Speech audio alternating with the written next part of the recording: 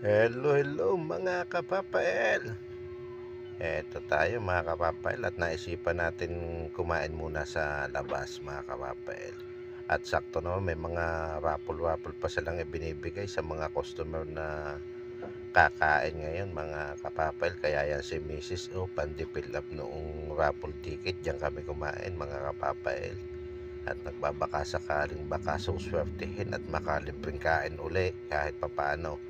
At yan na nga, dumating na din ang aking bunso. Huli kasing dumating yan at ay mabagal. Kaya kami limisis ang nauna.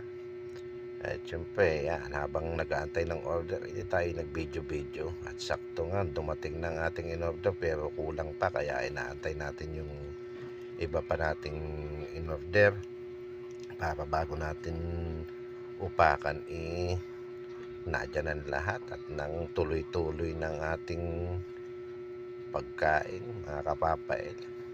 At syempre bago natin upakan ng kain mga kapapael ay kailangan muna nating damahin at tingusan kung ano bagang lasa. Unang kagat mga kapapael ay serveball, ay di kay cocktail, sabay sausaw, sabay subo, ay di kay ayos na ayos mga kapapael.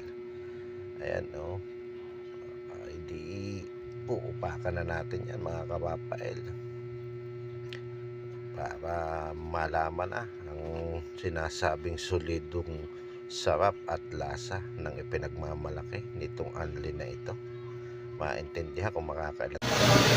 Ayun na mga kapapael, nakatapos na tayo. Hindi na nagkangurubos mga kapapael. Ang daming diba? Oh,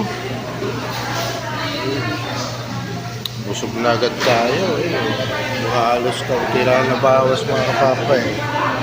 Ito ang ating halo-halo. Hindi natin alam kung ating pang makakain ito kung paano. Sayang naman. God bless us all sa inyong lahat mga kapapay. Bye bye and peace.